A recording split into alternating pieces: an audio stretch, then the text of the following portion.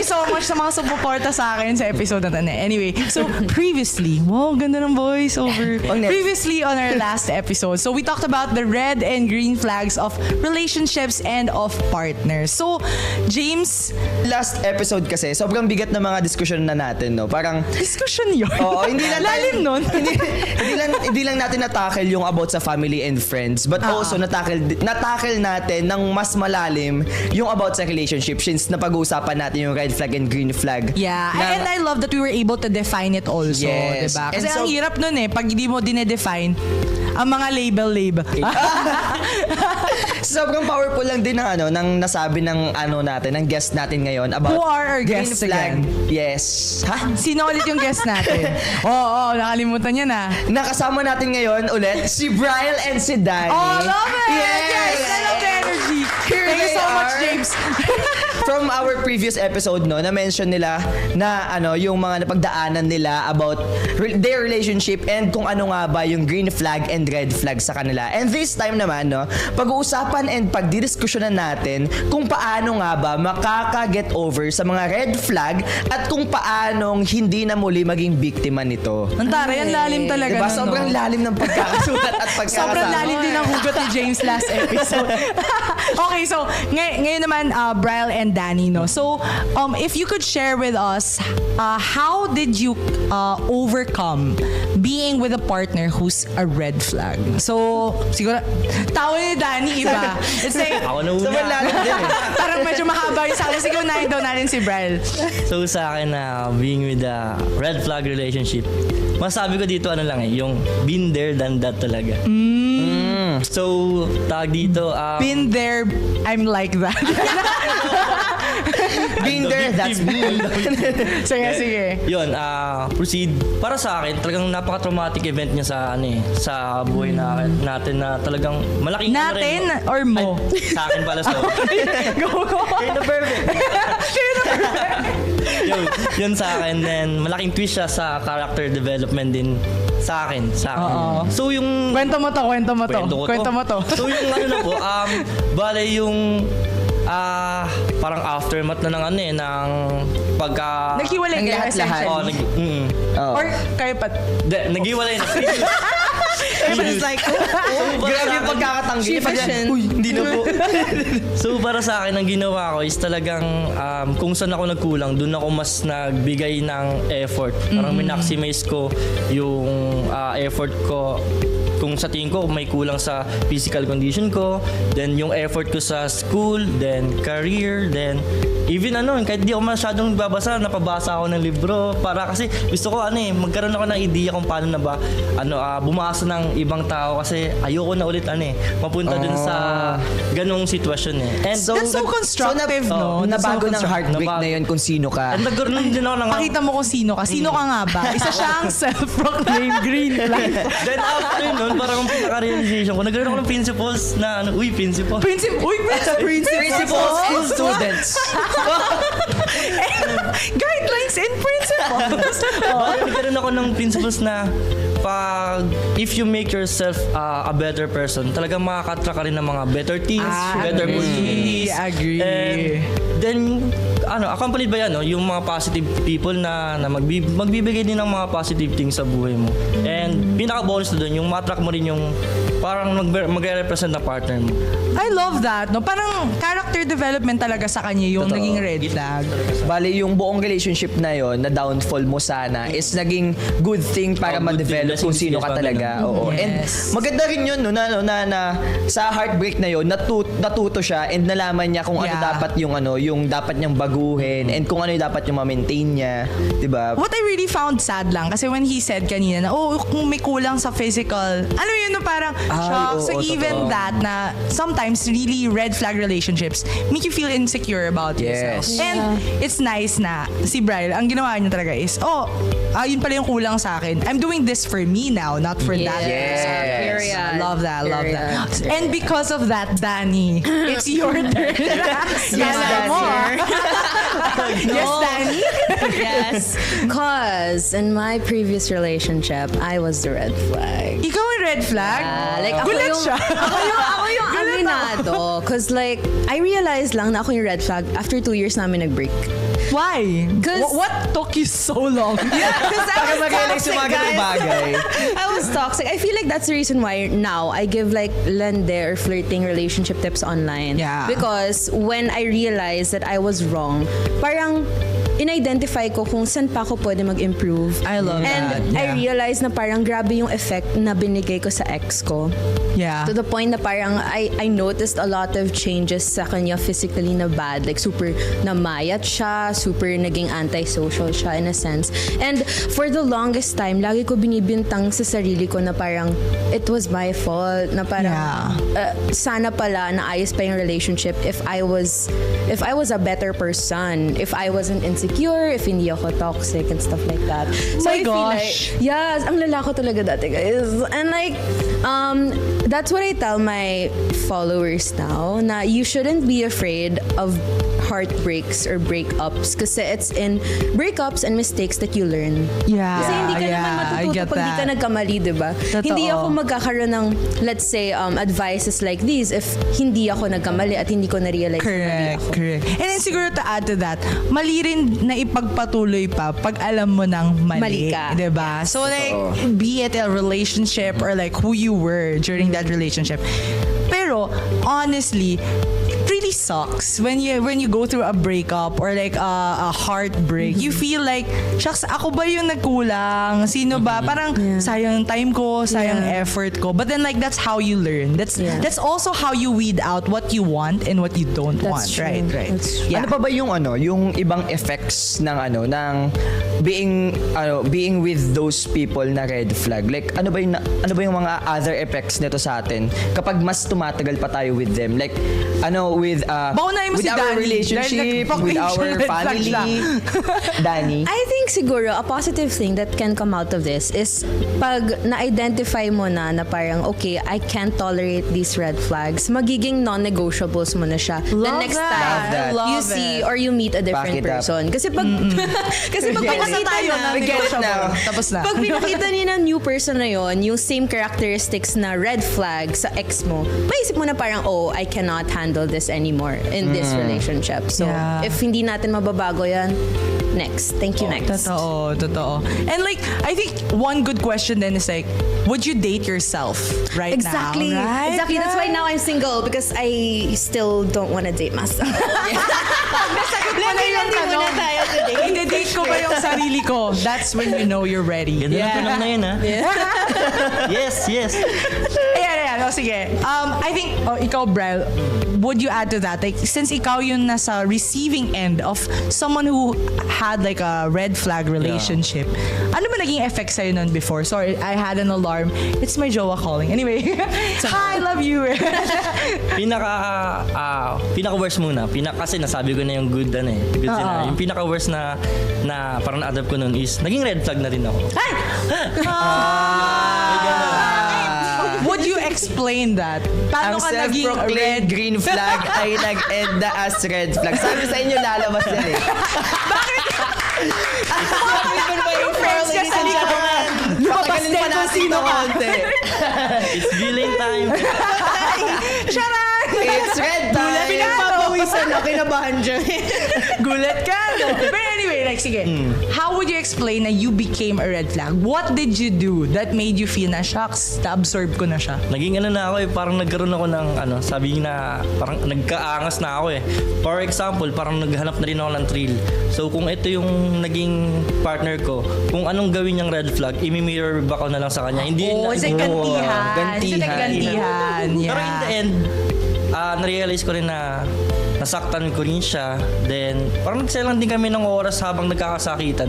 Walang benefits na maganda. Yeah. Yeah, Paminsan kasi totoo. people have that thought na kapag nagantihan ko to, ma-realize niya. But that doesn't erase the fact na gumawa ka na rin ng mali. Yes. Diba? So parang, how are you any better? Totoo. And wala ka nang magiging doon. Wala ka nang magiging Wala ka nang redeeming qualities. Oo, wala ka nang redeeming qualities kasi ginawa mo rin eh. Like for example. Naging hypocrite ka na. Oo. I love that, yeah. That's Kunwari like, nag-cheat yung di partner mo sinasabi. tapos gusto mong gumanti, mag-cheat ka na rin. Tapos kapag naglaban kayo, Wala. wala ka nang panlaban. Oo, sasabihin na, ikaw rin naman ah.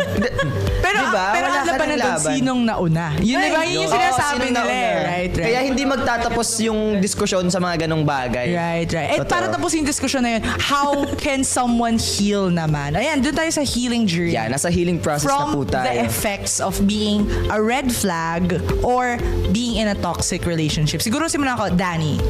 Okay, how does someone heal? I tell everybody who asks me for advice na if you've gone through a breakup, you need to feel the feelings. Hindi mo siya dapat like tinatago or pinipilit lagyan ng band-aid. For example, kaka-breakup mo lang, magpa-party ka, Tama. inom ka na inom. Na-heal mo ba yung self mo? No. You Yeah. just parang found ways for you to feel happy in just a short amount of time. Yeah. Tapos Yes. magbabottle up lahat yon at the back of your head. To the point na parang instead na, let's say, nag-heal ka for like 5 months, umiyak ka ng umiyak. Yung 5 months na yon, pinarty mo lang. Then after that 5 months, the extra year, dun ka pa Yeah. iiyak ng iiyak. Totoo. So instead of like, dinedelay mo yung healing, i-feel mo siya para you'd heal better. Tsaka parang, as I always believe na in every breakup, parehas kayo may mali. Love that! So, I agree. Whether that be 90, 10, Yeah. 30, 70, may mali kayo parehas. So, once na na-point out mo na yung mali ng partner mo, isipin mo rin kung ano yung mali mo. Yeah. So that you can change that aspect when you get into your next relationship. Yeah. Kasi pag bintang ka ng bintang sa external aspects, hindi mo na pinansin yung sarili mo, edi you're gonna parang carry that negative and red flags or flaws in your future relationships. Not just For real, in for real. romantic. Or Yeah. like, not just in romantic relationships, but also in your friendships, in Your family, yeah? Like, Which, yun yung delikado. Totoo. Yes, You keep yung mga blaming taong everyone. Yeah. Nasa paligid mo. Yeah, you keep blaming everyone, but you never parang yourself. realize na, oh, I'm also in the Yeah. wrong. But then like, so that's one aspect from being like a red flag. You naman, like coming from a toxic relationship, and yun nga, nagkaroon kayo ng scenario na naggantihan kayo. How did you heal from that? Masasabi ko nandun is yung enjoyment mo sa paghawak ng time.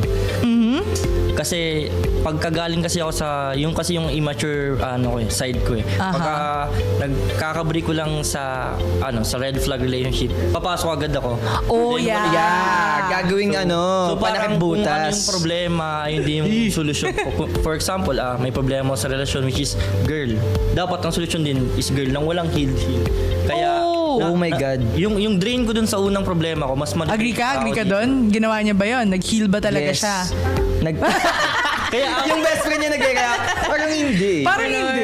Kaya yung after ng mga parang napastop na ako nun. So stop. Kailangan talaga I make time para maka-heal, para mas ma-absorb And like, yung kilalanin mo rin yung sarili mo. Dahil diba? oo. Yeah. Ito na ako ngayon. Yes! Yes! Palakpak ka guys! Palakpak ka ba dyan? Ba't parang pinapilit talaga? Kanina, wala ka talaga suporta, no? Siguro yung similarities na sa sinabi both Bryle and Danny, no? Siguro is take time to heal. Yes. Bago tayo pumasok sa isang relasyon. There's no shortcut. Yes, in totoo. healing. Like for example, yung sinabi ni Danny na na sobrang valid na dapat ma-feel mo yung yung lost, yung emotion na sadness. Kasi kapag yung kunwari sad ka tapos pinunan mo lang yun ng enjoyment, biglang magko-collapse yun tapos biglang magsasad ka. So madedelay yung pain na na dapat Right. supposedly naramdaman mo na para maka-move forward ka. And yung kay Yes. Bryle naman na minention niya kanina na na sobrang dapat kapag galing ka sa toxic relationship tapos papasok ka sa isang relasyon na hindi ka pa ready, maapektuhan yung relationship na na pinasukan mo agad. So Yeah. sobrang negative nun both ways. So with those experiences if given a chance to turn back time, gagawin nyo May papalitan ka ba? May papalitan ka ba Oo. sa nagawa mo na yon? Yes, Danny. Papalitan mo ba yung sarili mo? Papalitan mo ba yung ginawa mo? Or is there anything else that you thought could have gone Done differently. Yeah. I feel like I would communicate more. I would tell him what I need more, what I think lacks in a relationship. Yeah. But at the same time, if I were given the chance to like backtrack, I wouldn't like go back in time and change something kasi hindi ako, kung binago ko siya before, hindi ako, I'm not myself right now. Like hindi ko natutunan kung ano man yung kailangan kong matutunan. Yeah.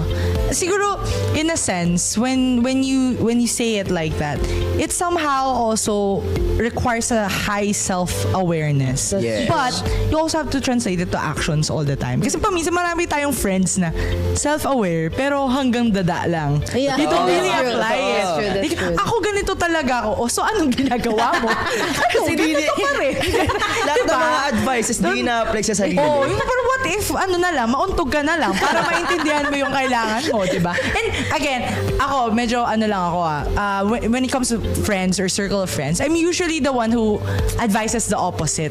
Kaya medyo tinamaan ako kanina when you said na parang how you coped was you went from one girl to the next. Because like, that's how I would normally advise my Delulu friends. I would be like, oh, the best way to get over someone is to get under someone else. Yes, maghanap ka ng Diba? iba. Yeah, Marami pa but dyan. if you realize it, it's also really negative. Because like somehow, never mo na-process eh.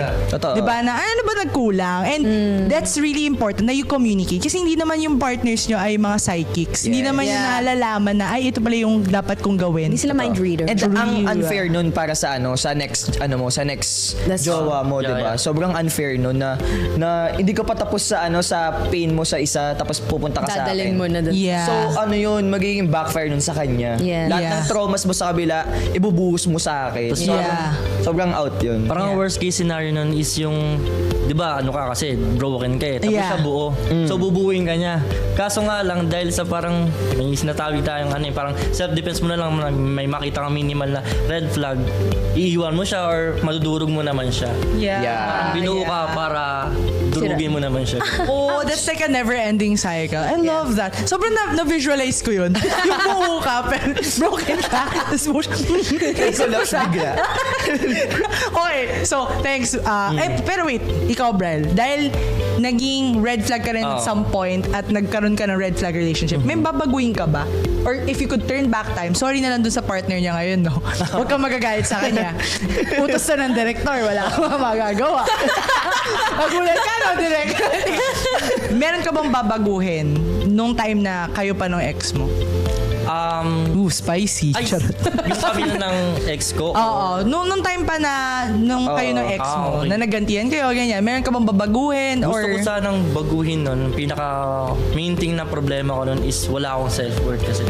Ooh. Kaya kahit anong red flag na signals niya, nagto-turn into green kasi nga wala akong self-worth eh. Sinacrifice ko accept lahat. everything. Then ako lang din talaga nagkaka-appreciate ng relasyon namin. Then Oh my God, ayoko sobrang lang, sakit ayoko yan. lang na ayoko lang Lahat na, ng mga audience natin dito nakarelate. Naiiyak na sila. ayoko lang mawalan ng pinaghirapan ko. Tapos yun, gusto lang magkaroon ng self-worth. Na yun yung ano ko ngayon, yung Strengths mo. strength ko na win-workout ko talaga na bago talaga ako pumasok sa relasyon ngayon, kailangan may self-worth ako. I love that. Palakpakan natin ang ating Grabe green siya. flag Ang galing ni episode Green. ba? Wala kang masing. Green flag. Green flag.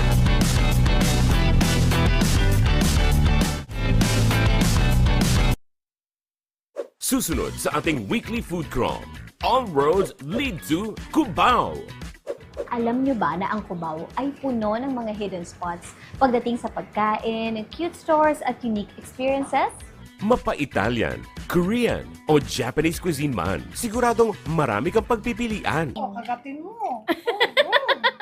Kagatin natin! Kasama ang certified foodie na si Leslie Ordinario. It's fun! Ngayong linggo, alas 10 ng umaga. Huwag kayong aalis dahil titikim pa tayo ng iba't ibang pagklase ng... Ayaw nga pala, sorry.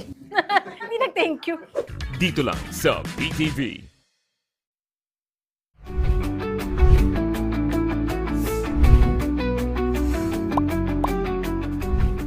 Mula pa noong 1998, ay bumoboto na ang mga Pilipino ng mga party list representative na siyang kakatawan sa ilang mga sektor o partido sa ating Kongreso. Ayon sa Republic Act 7941 o ang Party List System Act of the Philippines, 20% ng kabuoang seats sa House of Representatives ay nakalaan para sa mga party list representative. Ang mga partido ay maaaring political party, national party, regional party, sectoral party, o isang koalisyon na nagsusulong ng mga advokasya o nagtataguyod ng mga interes ng isang partikular na sektor. Ang bawat party list representative ay may 3-year term at pwedeng inominate ng kanyang partido ng hindi hihigit sa 3 consecutive terms. Ang isang party list nominee ay dapat natural-born citizen ng Pilipinas, isang rehistradong botante, marunong bumasa at sumulat, residente ng bansa ng hindi bababa sa 1 taon, at least 25 years old, at hindi hihigit sa 30 years old para sa youth representative, at dapat ay bona fide member ng partidong kinakatawan ng hindi bababa sa 90 araw.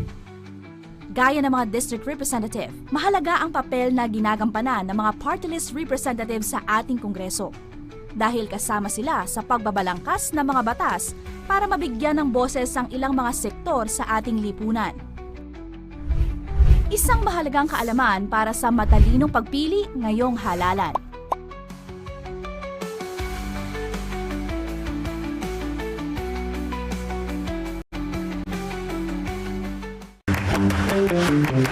Isang inventor, innovator, engineer, startup founder, at award-winning filmmaker?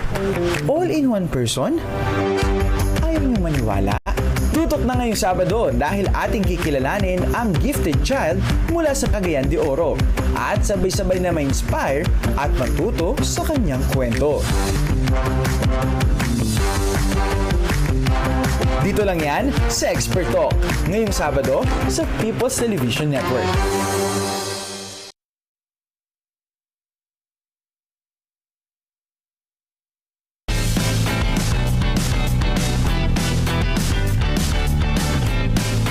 Next cue naman, setting boundaries and knowing your limitation. Yan, medyo controversial yan. When is the right time for you to walk away from red flags? Ayan, sa mga naging red flag at pumasok sa isang red flag relationship. Simulan natin yan, Brian. So yun, When do you walk away? Parang naiiyak ka. parang may ano kasi ako, parang may dalawa. Pahingiti siya Tissue dyan. muna, tissue. Naiiyak siya eh. Di, parang may dalawa kasi akong perspective na kunyari, for example, yung perspective ko as wala akong self-worth, parang mababa yung self-worth ko, ganun. Kahit matatagalan talaga akong mag-cut off ng red flag. Parang ika-cut off ko siya pagka yung pagod ko, may papagod ba. Yung mental health ko nasira na, may isira. Parang ano na ako, yung lost na ako. Pag nasagad ka na, Pag nasagad na ako. alis ka na. Pero ngayong nakita ko na yung self-worth ko, pag may ano siya, may red flag siya, bibigyan ko ng chances kasi mahal ko eh. Pero kung hindi niya ma-rectify yun, tapos makaka-apekto yun in long term, kasi parang investment to eh, na makaka-apekto in long term, talagang dun pa lang sa moment na yun, ikakato. Kaya nga sabi mo kanina, diba, parang manage which one is tolerable for you. You choose what's tolerable for you. Ikaw naman, Danny. When do you walk away from yourself? Nagsabi siyang red flag siya. Yes. Nakasot na red. When do you walk away? It's hard to answer eh. Pero kasi if marami ng aspects siguro of your life na na-affect ng partner na yan. Yeah. And you're slowly losing yourself as an individual. Then that's a sign na to let go of that person. And Wag mo sinasabi. kasi pwede naman natin sabihin na listen to your friends, listen to your family. But at the end of the day, if you love the person, hindi mo papakinggan yung sinasabi ng kaibigan mo. Guys, cut natin ito episode. Tapos na. Nakabahan ako sa mga lumalabas sa gilid. Kahit anong podcast, pakinggan mo, hindi mo susundin yan. Yeah, Kung mahal mo talaga yung tao. So, very important, having self-worth. And Nahiya ka kasi ikaw yun. Bakit ngayon mo lang sinabi yan? Marami na kami naging maling decision? Ba't ngayon ka lang Bakit dumating? ngayon ka lang dumating? In Nako. short, you have to love responsibly. Yes. Parang ano na yan, drink responsibly. Love Yes, I love that. Correct, totoo. Love yan. responsibly. Siguro, parang when you walk away from a red flag, you only know kasi pag lalo na yun you have the, ano ba yung tawag nila doon? Rose-tinted or rose-colored glasses na sobrang love mo siya. Pag yung awakening moment mo is kapag na-realize mo na, shucks, okay pa ba itong ginagawa niya sa akin? Di ba parang feeling mo na sobrang degraded mo na, dun mo palang na-realize, pero umabot ka na sa point na yun. Yeah. Di ba? Parang ang dami nang nawala, at saka mo lang na-realize na, tama ba yun the way that that person treats me? But then again, not everyone's perfect. Sinabi niyo nga, Yes. di ba? So parang sometimes you really need to be able to communicate na, huy, medyo hindi to okay for me ha. Kapag ito hindi mo inayos, I don't think it will work out. So that's very, very, very important. Oh yeah, Totoo. okay, And next question. And speaking of that, no, speaking of cutting people off about sa life natin, especially in relationship. Syempre, hindi madali mag-cut off ng someone, especially if it is part of your family or your Yes. relationship. Sobrang hirap niya. Especially kapag even love na love mo and alam mo sa sarili mo na They come hindi from good intentions. Yes, and hindi na worth it lahat nangyayari. Hindi mo na alam yung self-worth mo. Syempre, hindi naman siya ganun kadali as someone na nandun pa sa ganung perspective na And nandun sila ka yung pa sa kasama peak mo na yun. everyday. Kasi Yes. yung family mo, friends mo, yan yung support system mo eh. Mas mahirap Totoo. mag-cut Sobrang off. hirap nun. And my next question goes like this, na parang, since mahirap yung mga ganong scenarios in your life, I just have question sa inyong dalawa na Ano ba talaga yung question? paano nyo maka-cut off yung ganong mga tao sa buhay ninyo? Lalo na Despite kung of friend or all- family Oh, that's Is it, hard. would you say na there is a difference in the approach kapag relationship, Yeah. family, or friend? Definitely. Lalo Yeah. na kasi kapag family versus romantic relationship. Yeah. Family, it's if you need to cut them off, that means sobrang lala na ng nangyayari sa dynamics. I feel like you can add in the aspect of respect na lang in that sense na parang How would you since- do that? Like for example, if like your parents say like really worst scenario, I guess. Oh my God. Like your parents are the toxic ones in your family. How do you cut them off? Ako kasi, I'm the eldest daughter eh. So I really speak my mind in the household. So I Yes, feel like let's go.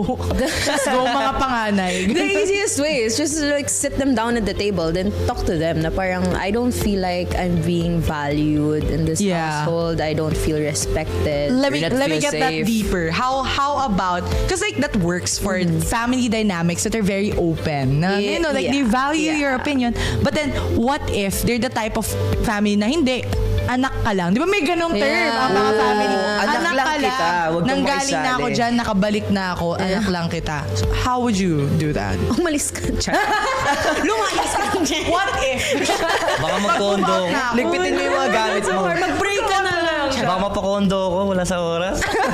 But honestly, like ikaw, Danny, if your follower would ask you that, how do you cut them off? Oh my God, that's hard. Pag family? Yeah. Oh no. Iyak na lang daw. Iyak na lang daw Dahil tayo. dyan, eto ang mama niya. Tita? Tita, labas.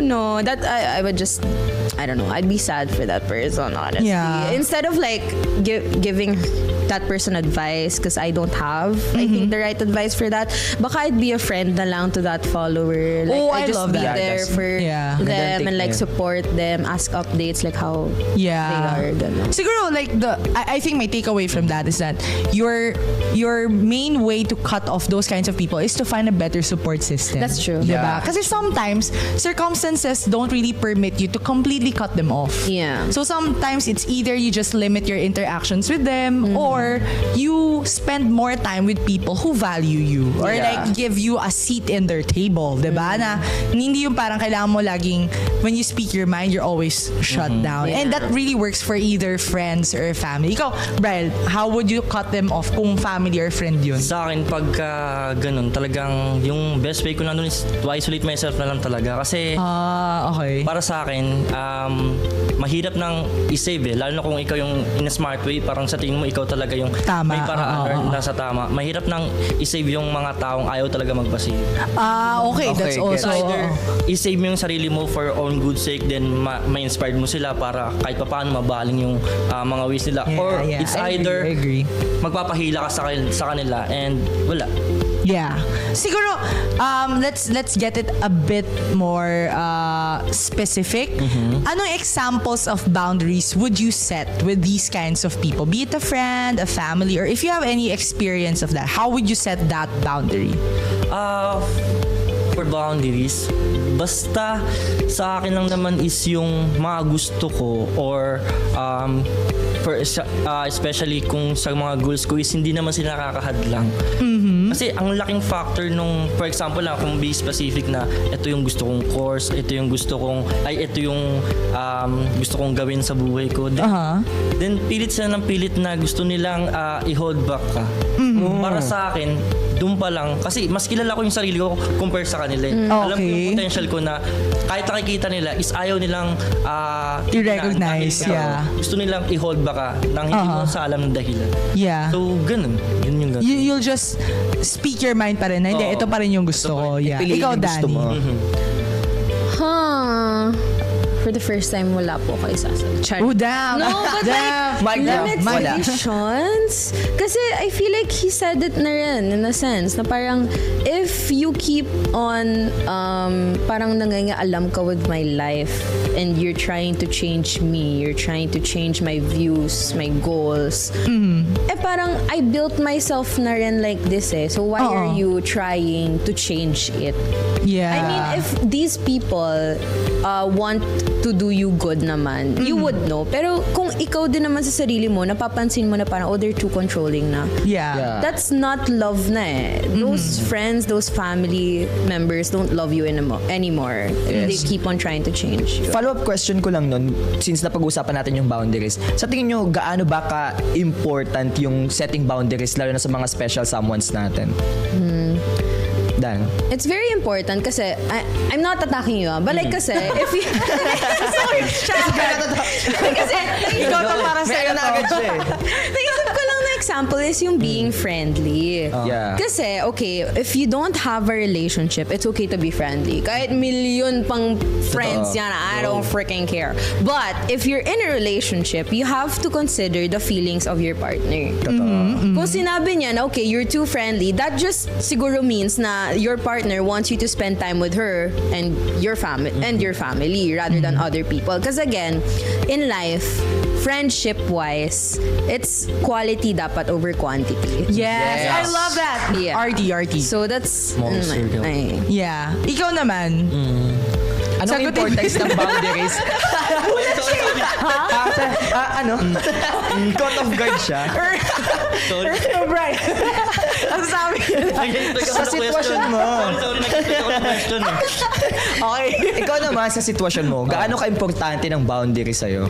Para sa akin kasi yung boundaries parang siya yung safety margin ko Yes. Once kasi na paano ba to parang yun nga sabi natin nakasama mo yung boundaries ko parang nag-exceed yung limit ka na sa sa mga principles or mga standard ko sa buhay. Yeah. Na once na ano mo yun magbibigay ka sa ng negative things then kailangan kita. So I you know love your that. limits, ganun. Okay. So speaking of limits, we have to decouple that. So when we say boundaries, it's like the safeguard against external people. Yes. But then limitations, it's boundaries you set for yourself. So ano sa tingin nyo yung limitations ninyo when it comes to relationships with family or friends? How do you know if it's like, okay, that's my limit, that's my cue, I'm out? How would you know? So ikaw, Danny. hard. Napaisip siya, guys. Kapag galing sa Abangan niyo yung family, content niya. alam Ibig niya sabihin na. niya na yung sasagutin niya. Friends, parang wait lang. Kasi I haven't had like a toxic relationship with my family and friends. Thank God.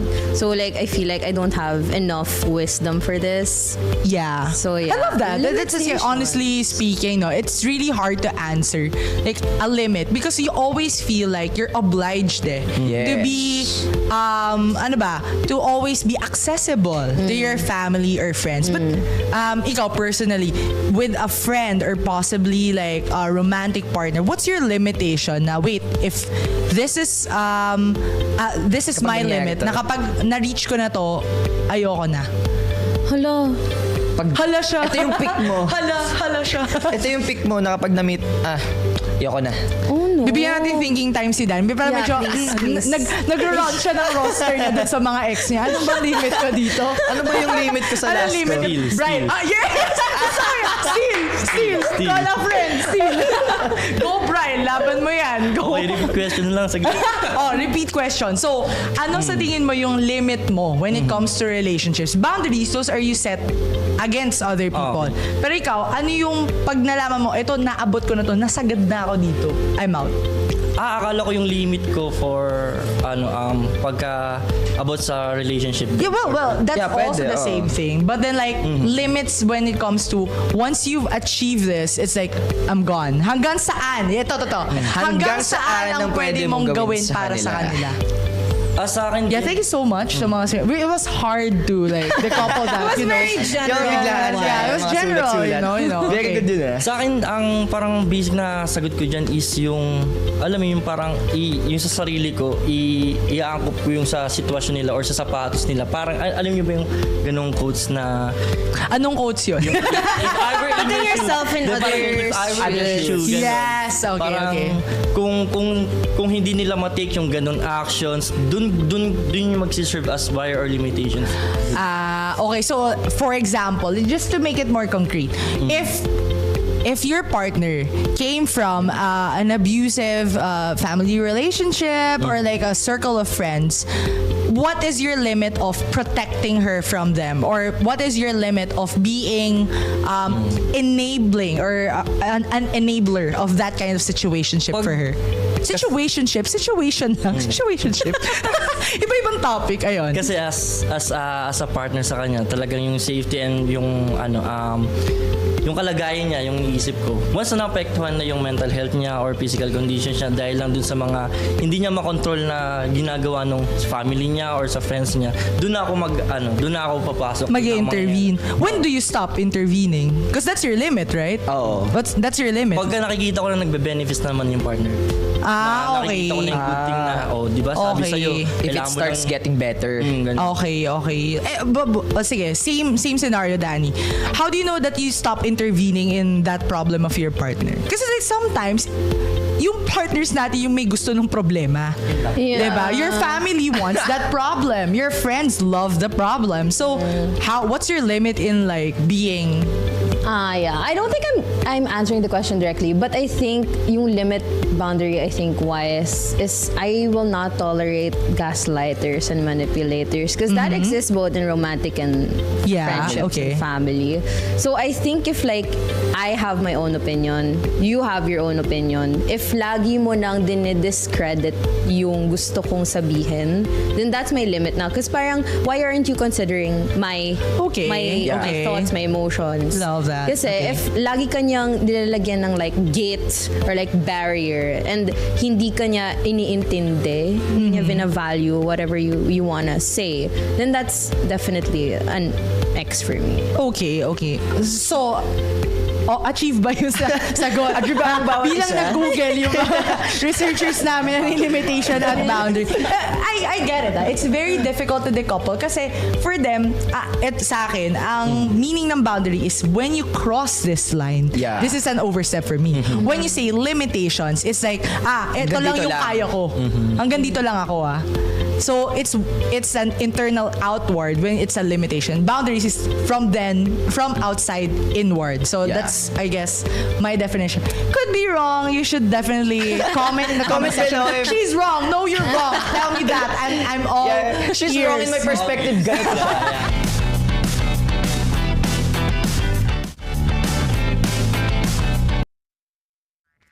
Sa kasalukuyan, ang Pilipinas ay tahanan ng mahigit 100 grupo ng katutubong Filipino sa bisa ng Batas Republika 8371 o ang Indigenous Peoples' Rights Act.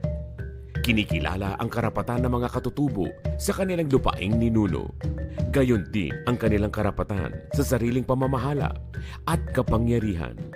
Ang karapatan nila sa isang makatarungang lipunan at ang pagbuo nila sa sariling kalinangan. Ang pagpapahalaga sa karapatang katutubo ay pagyakap sa ating pagka-Filipino. Isang mensahe ngayong buwan ng katutubong Filipino mula sa PTV.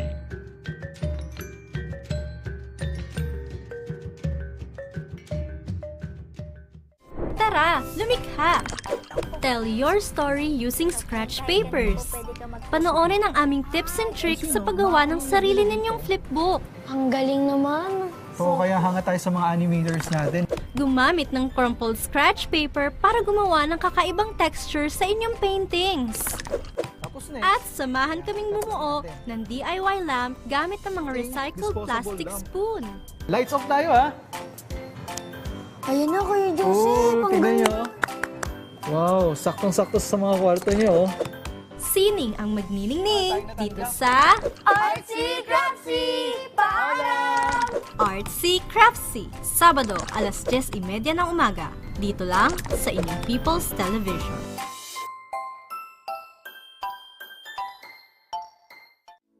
Pagkakataon nyo ng maglingkod para sa bayan. Inaanyayahan namin ang lahat ng mga individual na may talento at dedikasyon na mag-apply sa aming mga bukas na posisyon.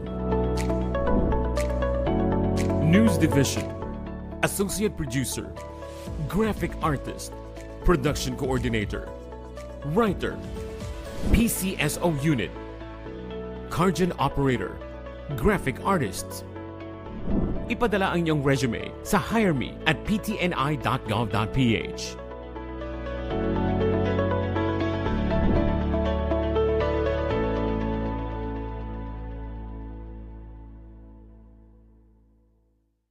Disaster Watch.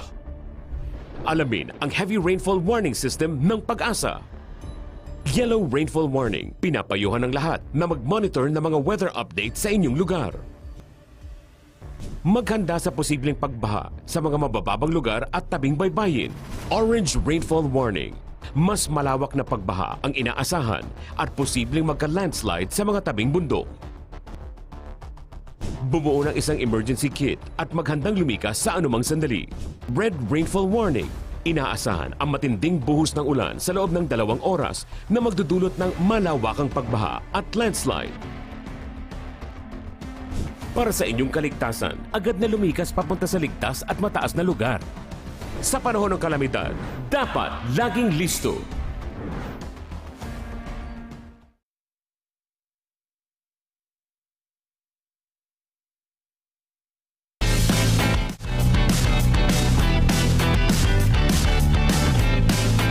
Since napag-usapan natin yung mga traumatic experiences ninyo and yung mga toxic relationship ng bawat isa, siguro next question ko is for our schoolmates na nandito and sa mga viewers natin, paano ninyo paghahandaan ang susunod na relationship given those mga past relationship ninyo na toxic? 'Di ba galing tayo sa toxic relationship and sobrang traumatic experience nun para sa atin. Ano yung way ninyo para mapaghandaan yung next na susunod nating relationship? Danny? For me, siguro look inwards muna, then project outwards. So Yes. again, assess what you can improve sa self mo. Para at the end of the day, kung may isisisi man sila sa'yo, at least alam mo sa sarili mo na, okay, I built myself up. Yeah. I assessed what I can improve on. If that isn't enough for you, then I'm sorry. Like, Love that. Diba? But Parang not for you. you can only accept too much, you can only change too much. So, Yeah. hindi naman parate dapat baguhin mo ng baguhin yung sarili mo. As long as you think na ikaw yourself, you're peaceful as yourself, you know yourself, you love yourself enough, then that's a good sign for you to enter the next relationship. Sobrang ganda nun. Pero na-apply mo ba? Sobrang ganda Sobrang ganda nun, pero in-apply ayun niya yung ba? mga bagay na wala pa sa akin. It's a process. It's Yes, definitely a yes. Yeah, ikaw naman, Bryle. Sa akin talagang kailangan mo lang i-develop yung self-worth mo. Kailangan mo mas makilala yung Buzzword sarili mo. talaga niya yun. Kasi, Yes. Best in self-worth. Tama yun. kasi talagang Bigyan ng certificate yan. in the end, kung hindi mo na mabasa yung future, yung galaw ng future partner mo, kung hindi mo na siya mabasa na nakilala ko to green flag, ba't biglang unti-unti na? Kasi hindi mo na siya makokontrol eh. Sarili mo lang din talaga yung maging takbuhan mo. Yeah. Kaya self-worth is the best medicine. Tama. I love Ang ganda nun. self-worth is the best. Iba yung tawa nila. Lara, pwede na siya maging writer. Tsaka siguro kapag papasok tayo sa next relationship natin, dapat let's make sure na buo tayo. Yeah. Kasi 'di ba Yeah. galing tayo sa galing tayo sa pagkadurog, 'di ba? Yeah, you can't Tapos hanap tayo ng someone na bubuo nun para sa atin. Yeah. No. No, Buuhin mo yung sarili mo na ikaw ang Yes. gumawa, 'di ba? Buuhin mo muna yung sarili mo. Iba yung Wag conviction. Huwag kang magpabuo sa iba. Yeah. Kasi Yeah. mas magiging toxic yung next relationship mo. And if that's not ever their man. responsibility. Yes. It's your Yes. responsibility. Totoo. Right. Sobrang hirap nun sa part ng next partner mo and sa part mo. Kasi lahat ng mga traumatic experiences and negativities from your past relationship, maibubuhos mo sa kanya. Yeah. And siguro, I'll answer that question in probably like a short takeaway. Yung pagbuo ng sarili, that's a never-ending process. Yes. It never stops when you jump from one relationship Yes. to the next. Totoo. Kasi mga triggering Yeah, di ba? You are your best project. Di ba? Yes. Like, kung ano yung dinadala mo towards that other person, be it a family, a friend, or a romantic partner, make sure it's good. Kasi, Yeah. I mean, good jujus always, di ba? Na parang, it comes back tenfold eh. So, if alam mo ng mali, or if hindi ka man aware na mali, be open to it. But at the same time, gaya nung sinabi mo, self-worth is kind of tricky also ha. Kasi sometimes we equate self-worth to a rigid core beliefs that may or may not be right. Yeah. And you always tell the other person na, ito na ako eh, but what if you're wrong? Yes. Diba? So, be flexible, but at the same time, know na you're not doing whatever this is for you. And I would like to say, guys, if it's not a heck yes, it's a no. Yeah. Okay, Yeah. guys? So, pag may parang sa isip nyo, parang okay naman, pero parang hindi. The moment you're not sure that you're saying yes to this person, it's a no. Diba? Wag mo nang bulayin yung sarili mo, wag mo lokohin yung sarili mo, and wag ka magbulag-bulagan. Like, kung nakikita mo ng mali, do you really deserve that? Diba? Do Yeah. you really deserve that? You don't. So, guys, when we talk about red flags or green flags, it's not for us to just label other people na, oh, red flag ka, green flag ka. Again, they're a work in progress. You are too. So, the way to approach green flags or red flags is to be able to call them out, like, and communicate with them na, hey, I don't think this is right. This is kind of like overstepping my boundaries, or I think ito lang yung kaya ko. Be open to that kind of conversation. Kasi green flags or red flags could be divisive also. Diba? In a relationship, ay red flag to, ay green flag to. You'll end up never working on the relationship because you feel na, ito na sila eh. They'll never change. But don't put it as a responsibility for you to change them. That's their Period. responsibility. Period. Mic drop. Anyway, Schoolmates, let's you go, are schoolmates. valid. Yeah, I love that. Yeah. Schoolmates, you are valid. You are Kaya naman- worthy. Yes, you are worthy. And of course, syempre, takeaways para sa, after ng takeaway daw, sabi.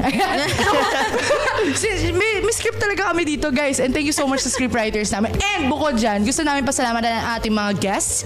Danny, our Lindy Tips Queen. So follow her on social media. Can you plug your social media account? Yeah, you can follow me everywhere, TikTok, Instagram, Facebook. It's at Danny Buenvenida, DANIBUENVENIDA. And you can also follow my podcast. It's Landian with Danny. Yes!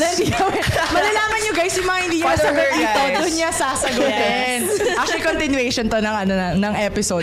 Brian, yun naman. Sa akin gusto ko lang i-shoutout yung mom ko sa France, sa Paris. Oh! And shoutout din sa Bonjour! partner ko. Hi, Mary. Bonjour. And shoutout sa J-Squad. Buses. Ano, sino ulit? Pakiulit, baka ibang pangalan Mary. masabi mo. Shoutout, Mary. Okay. Anything else you want to like plug? Your social media accounts? Yeah. Gusto ko lang mag-shoutout sa Technological Institute of the Philippines and TIP, yeah. Cardiff, Filipinas May Company. And shoutout to all the seafarers. Yes. Hey. Alright. so also, let's not forget, you absolutely love the previous episode because of our new set, and that's all because of Bagong Pilipinas Studio. Yay! Thank you so much sa mga Thank you staff so natin much, dyan, mga sa Studio. backend. Bagong Galing nyo, Pilipinas. alright. Sa malaking A sa Bagong Pilipinas Studio. But also, with that, sa Sapin sa Bawat Issue, may boses tayong mga kabataan. Sumali, makinig at makiisa dahil ang bawat opinion ninyo ay mahalaga. Kaya naman, sabay-sabay nating isigaw sa buong mundo, Schoolmates, may pakialam ka! Thanks,